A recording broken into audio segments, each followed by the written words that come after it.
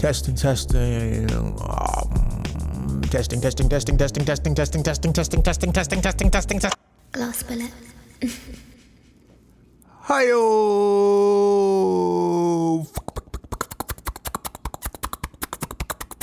Oh, I'm getting better at it. I'm getting better at the wing sounds. Oh, welcome to the Butterfly House podcast with Osaze Akarija. Nice to talk to you all on this lovely Wednesday. Yes, I've decided. Wednesday is just the perfect day to drop these. Why? Because people need a pick-me-up. You know? Actually, I have a theory. I think Thursday is worse than Wednesday. You know, we put a lot of weight on 2 days of the week. We put a lot of weight on Mondays. We put a lot of weight on Wednesdays. Mondays I get. You know, you've had all weekend to frolic. You know, you've been running around, running through meadows, blowing dandelion spores, going to the beach, getting baked up, going to botanical gardens, throwing barbecues, throwing picnics. And then that feeling sets in on the Sunday. That feeling of existential dread about what you're doing with your life.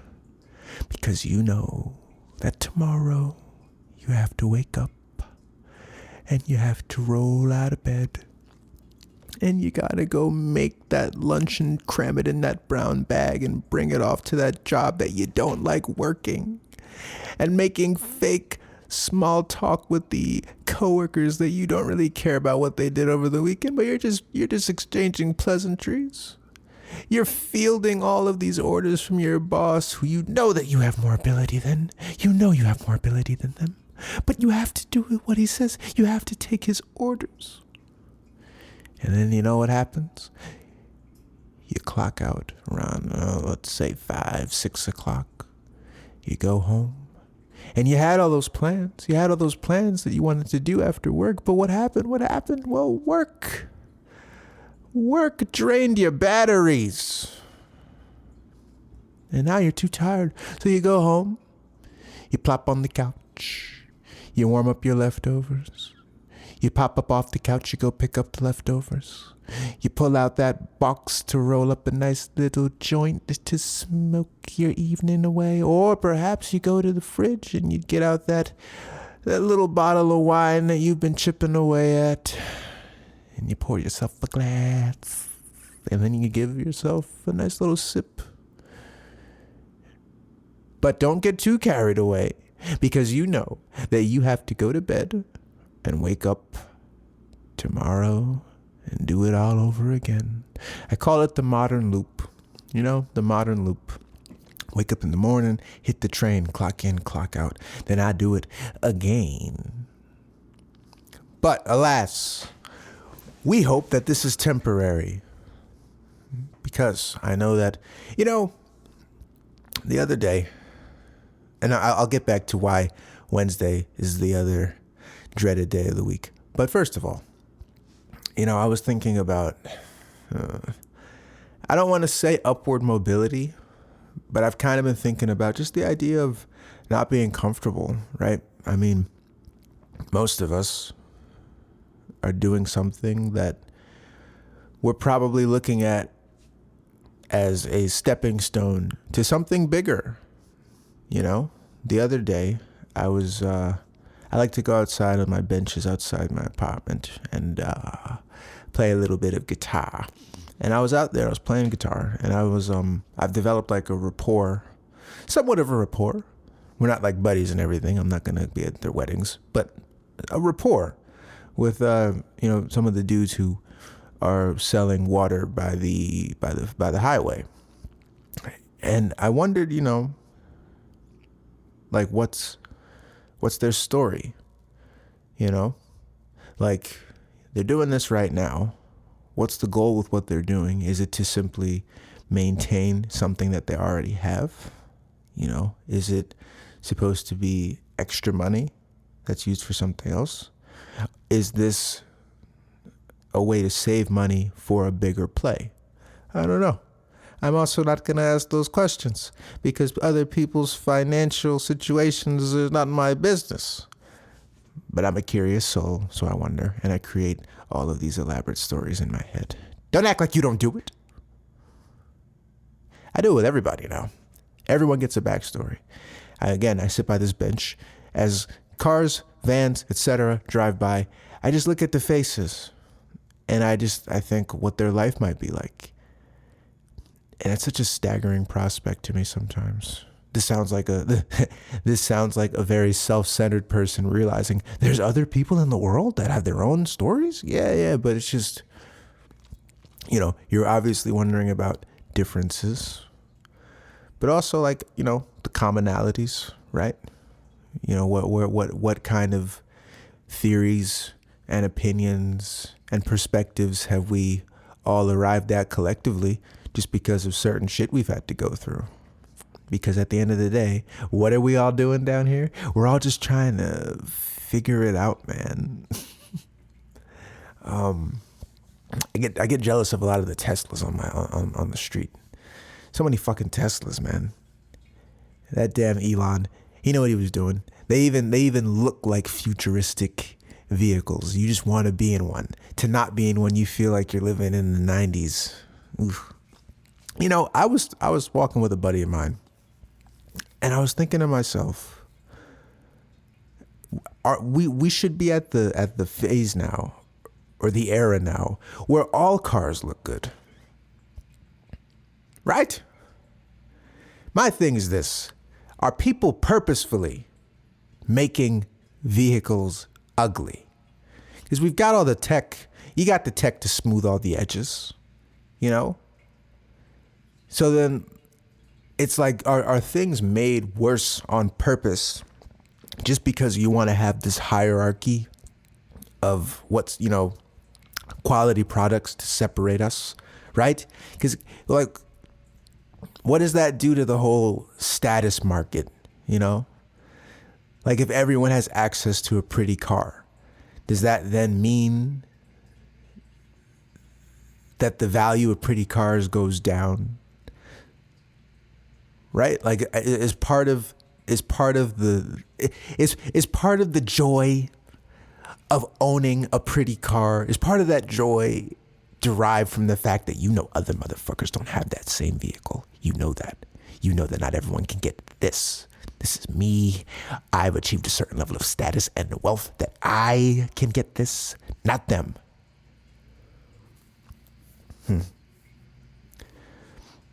And also, just because there are things I don't know.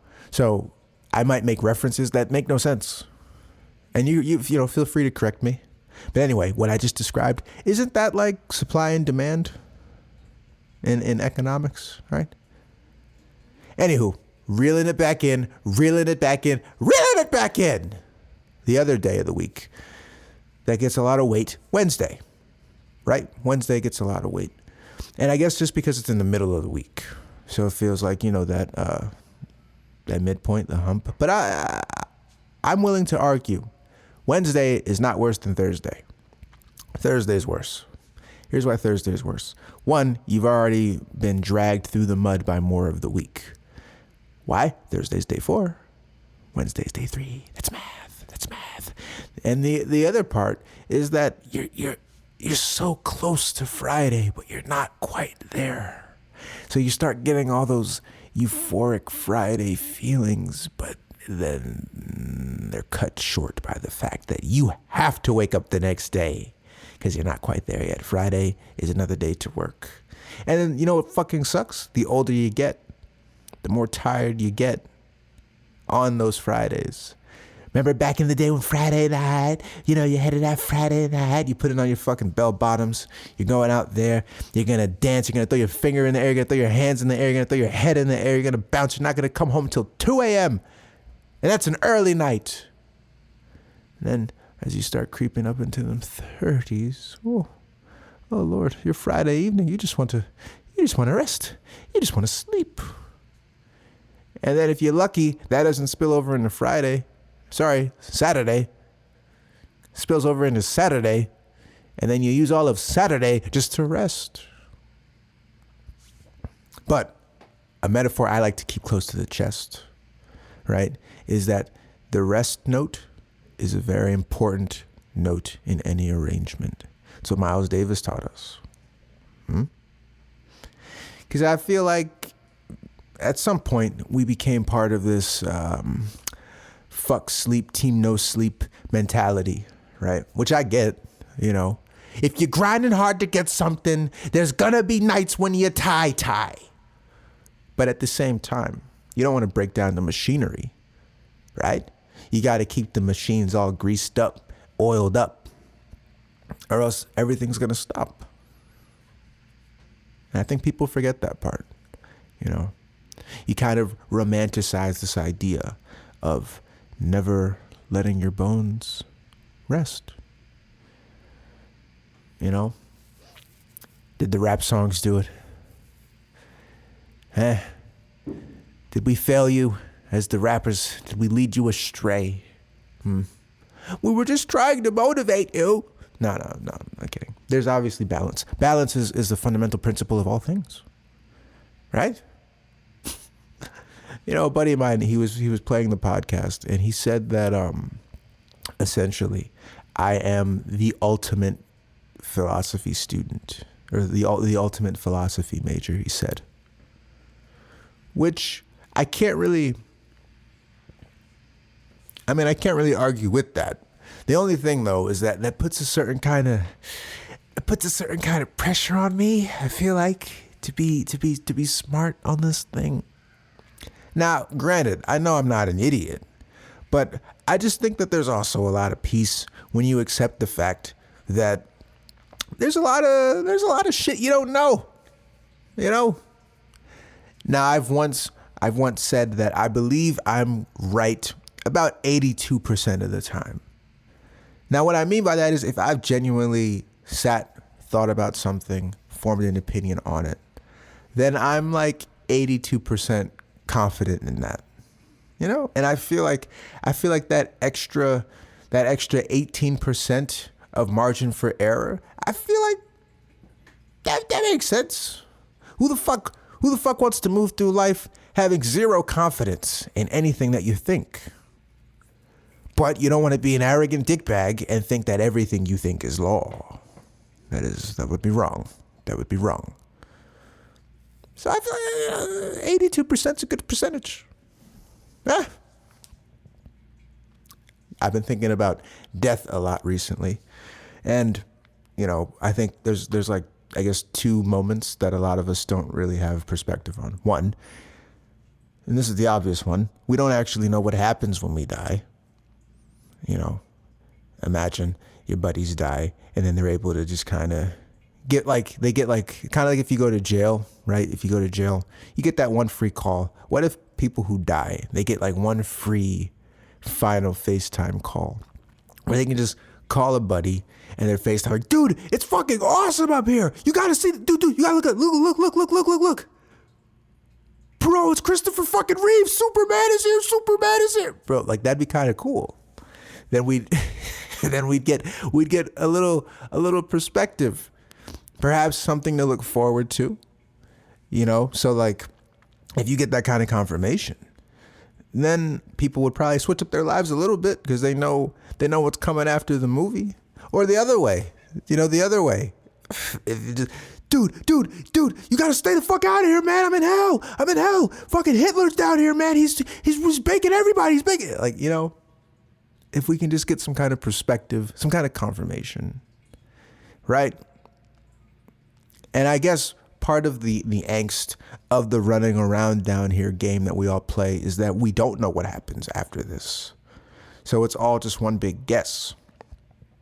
And I guess if you knew that good things were coming, if you did indeed do good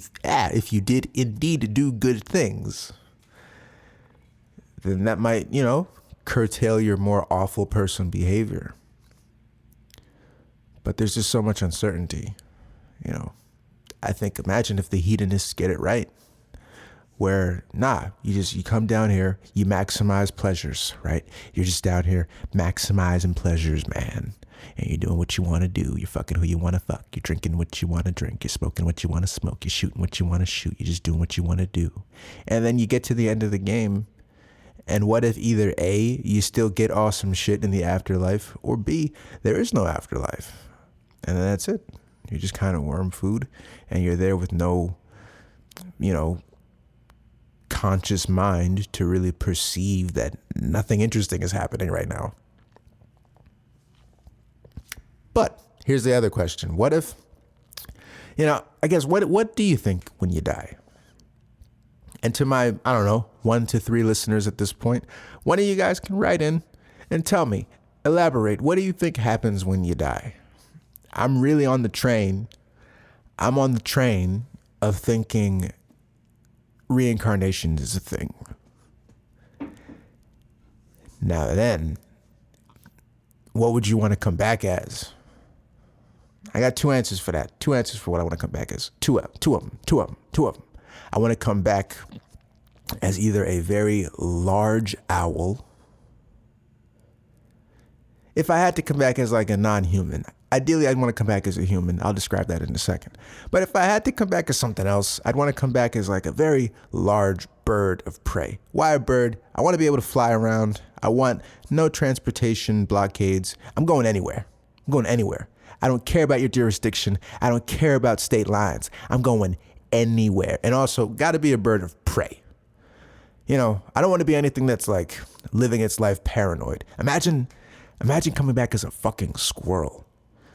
I feel like their whole life is fear. That's why they're all twitchy. No, I want to be relaxed. Plus, owls, I don't know if you do this. Yeah, it's fucking Animal Planet now. Owls, they're very, very quiet when they fly around.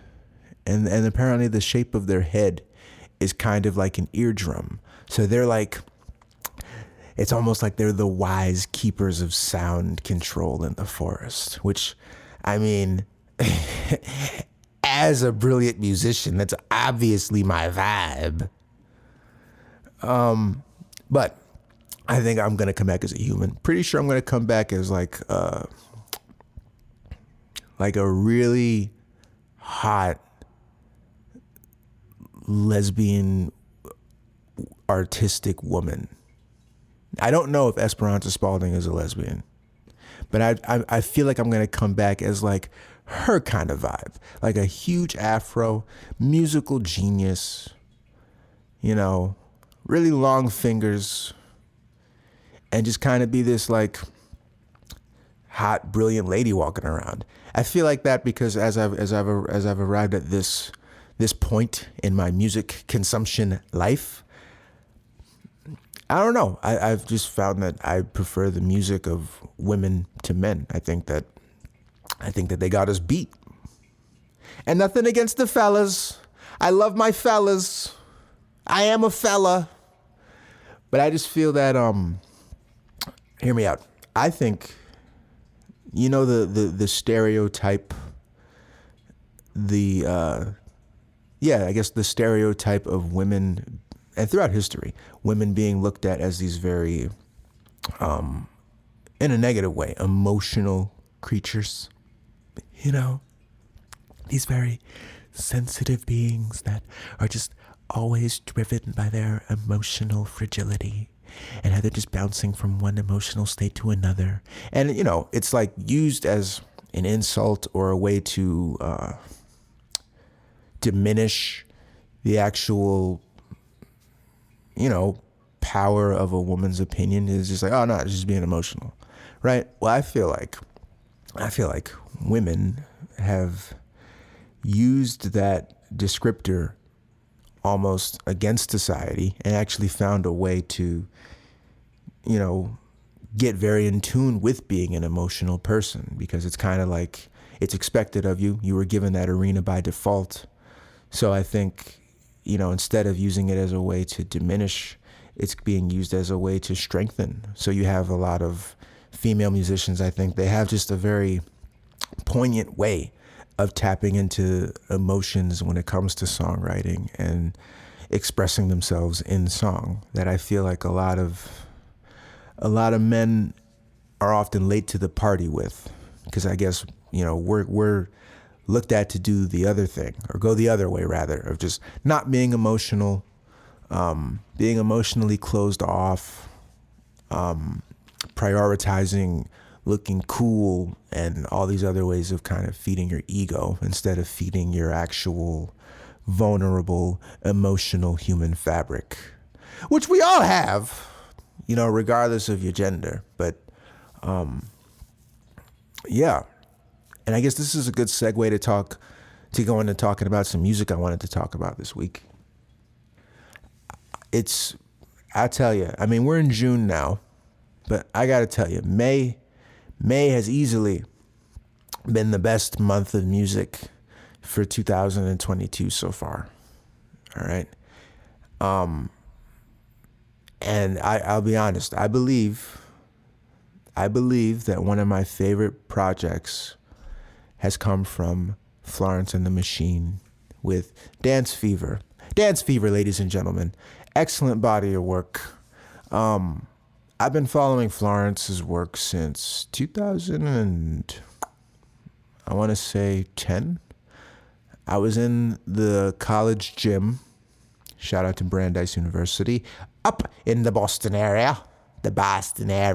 And I was in the gym, looked on the screen, and I believe it was the Dog Days Are Over video.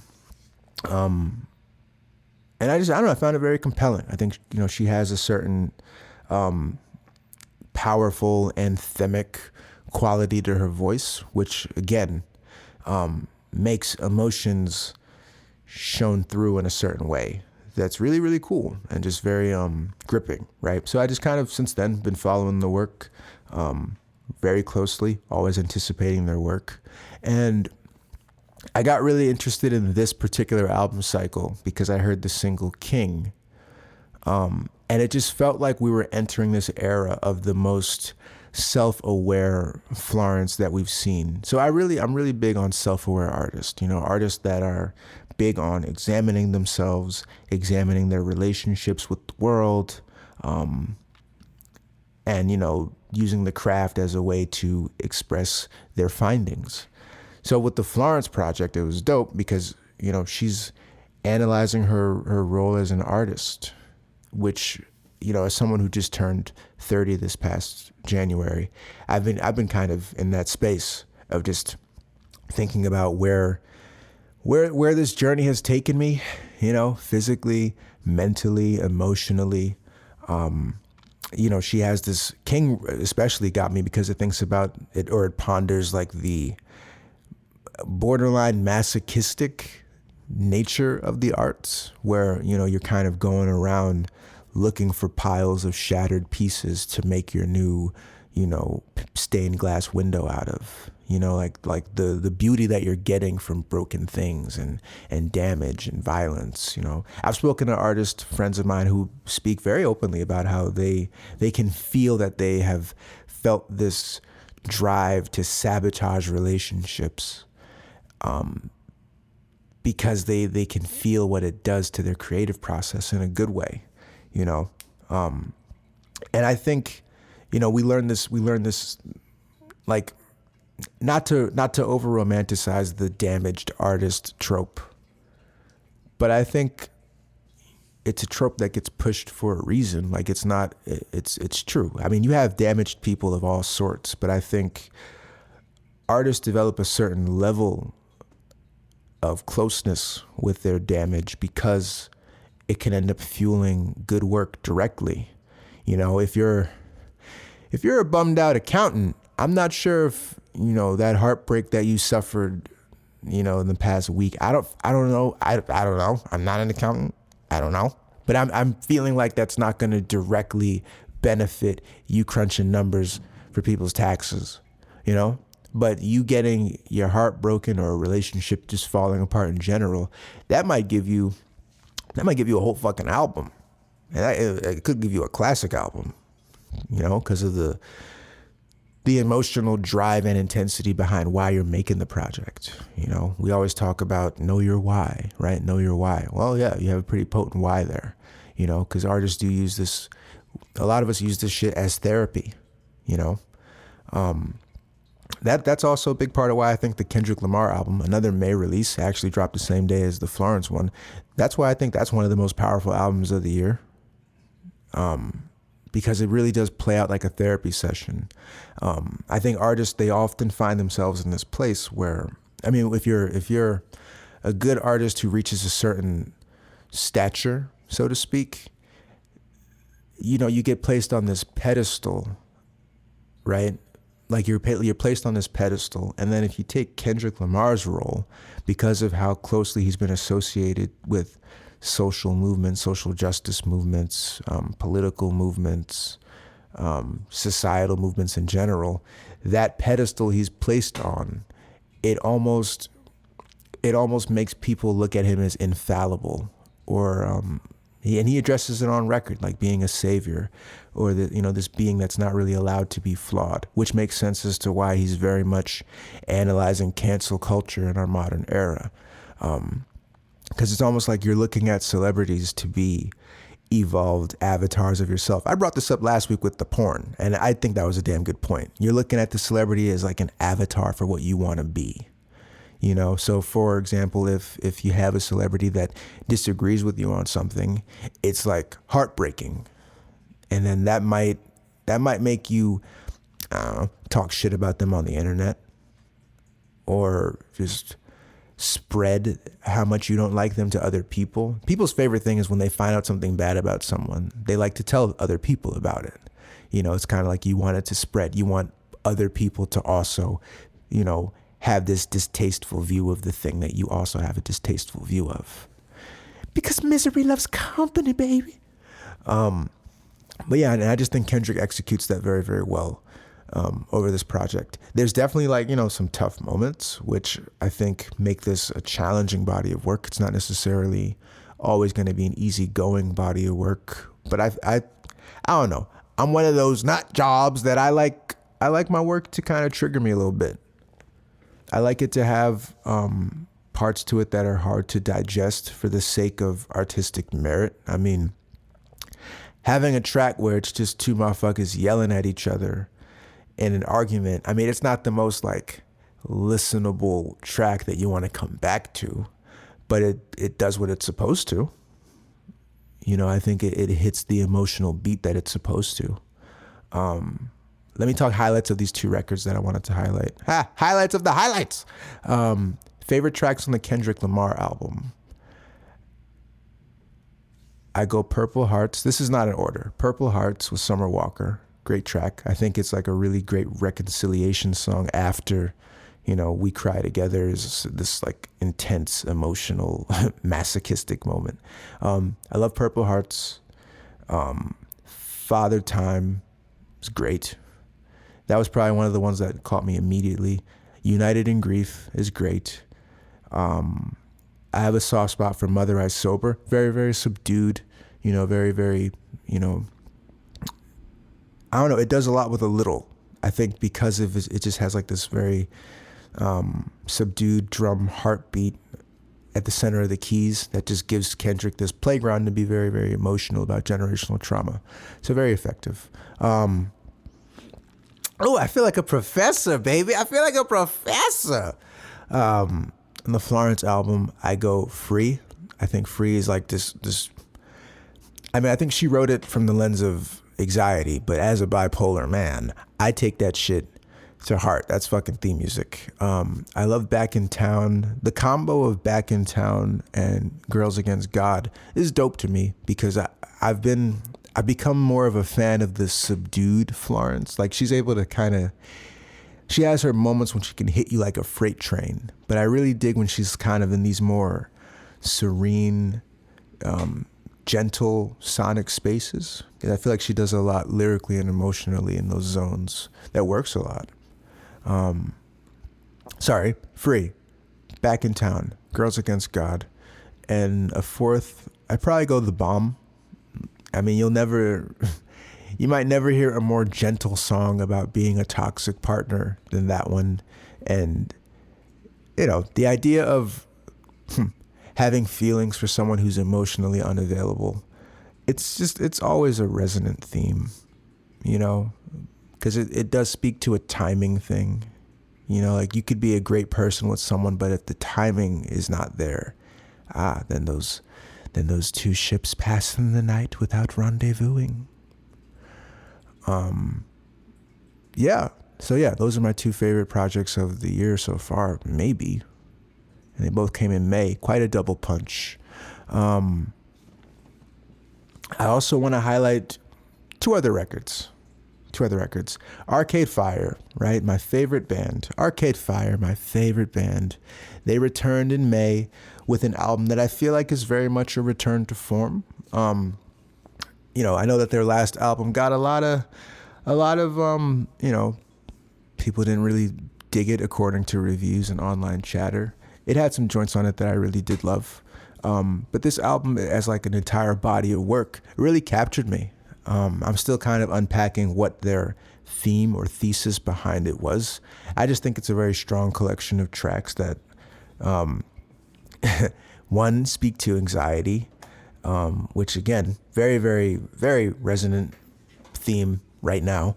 But also, again, like the thing that I touched on last week of the idea of, you know, they have a song, the age of the end of the empire, you know, like approaching this finality. And they're still able to do it with, you know, slick indie grooves and just Wynn's emotional performance, his wife's emotional performance. It's just, you know, great body of work. Another project I want to highlight, which I might talk about more next week, Angel Olsen, one of the people that made me want to play guitar. Angel Olsen dropped an album on Friday. Yeah, and it's great.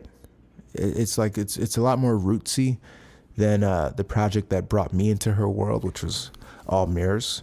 But it's just this very rootsy project where, I mean, according to interviews, she's digging into like grief and loss and, you know, her own coming to terms with her queer identity, which is, you know, it's cool, but I think it's written in a way that you just kind of can place yourself in its world, regardless of what you're going through. That's like more of a heady thing to, you know, process. So shout out to Angel Olsen. Oh, and I'm back. Sorry, you probably didn't even notice I had technical difficulties and had to stop recording, but I'm back now, and I have, I guess I'll leave with this because we've reached our half hour. It's been a great session, guys. I'll leave you guys with this piece of news. Me, Butterfly Man. No, Butterfly Haus has a new song dropping on June 22nd. It's called Hold It Against Me.